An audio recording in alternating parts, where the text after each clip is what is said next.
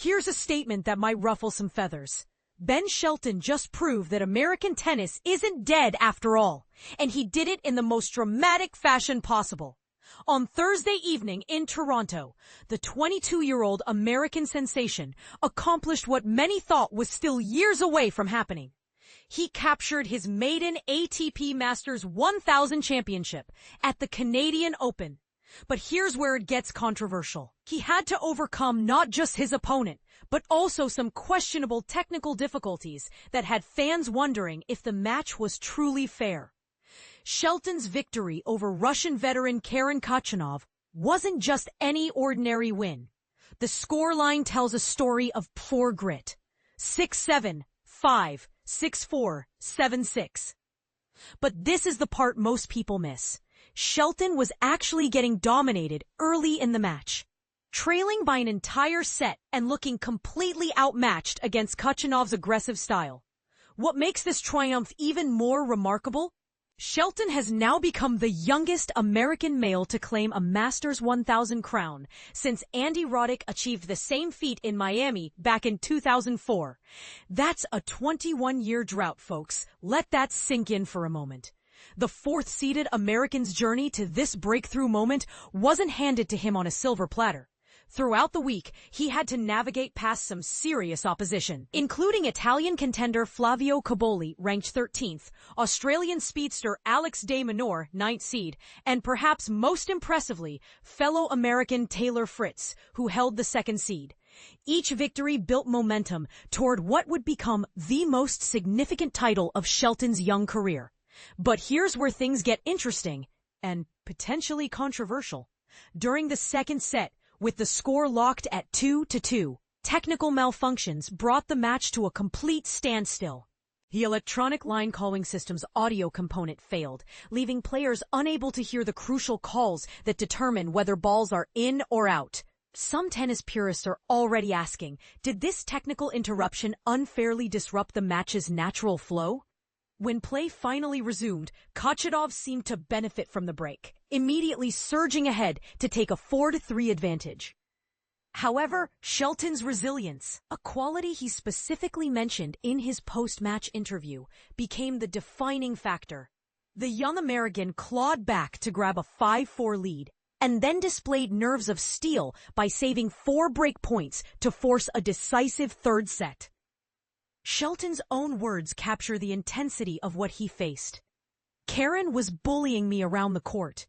The way he hit his forehand tonight, the way he was cutting off the court, the way he was serving, it felt like I had a freight train coming at me. This raw honesty gives us insight into just how overwhelming Khachanov's power game can be, especially for younger players still developing their defensive skills.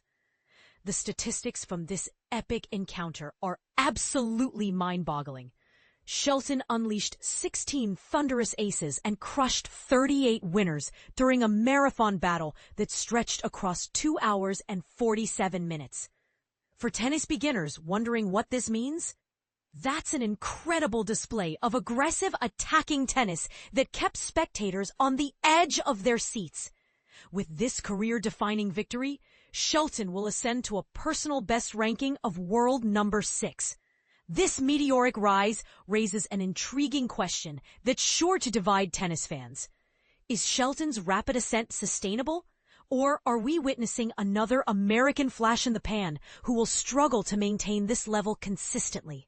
The defeated Khachanov, at 29 years old, was chasing his 2nd Masters 1000 trophy, having previously conquered the 2018 Paris Masters in stunning fashion by defeating none other than Novak Djokovic. His philosophical response to the loss: "It's painful to lose in the final. We win and we lose together.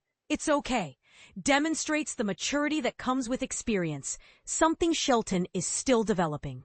Perhaps the most telling moment came when Shelton described his tactical adjustment. "I started being able to redirect, get some big shots off of my own, and kind of flip the momentum of that match." This ability to adapt mid-match separates good players from great ones, but it also raises another controversial point. Was Shelton simply lucky that Khachanov's level dropped, or did he genuinely outplay the Russian when it mattered most? Shelton's previous titles came in Tokyo during 2023 and Houston in 2024. But this Canadian Open victory represents a massive leap in prestige and ranking points. The difference between regular ATP tournaments and Masters 1000 events is enormous. It's like comparing a regional championship to a major league title. As Shelton himself admitted, it's a surreal feeling. My best tennis came out when it mattered most. I was clutch. I persevered. I was resilient. These are exactly the qualities that American tennis has been desperately seeking in its next generation of stars. But here's the question that's going to spark heated debates in tennis circles. Does this victory signal a genuine American tennis renaissance, or is Shelton an outlier who happened to have one magical week? The answer to this question could determine whether American tennis fans should get excited about the future or temper their expectations. What do you think? Is Ben Shelton the real deal who can consistently compete with the world's elite? Or did we just witness a young player having the tournament of his life? Share your thoughts, because this debate is just getting started.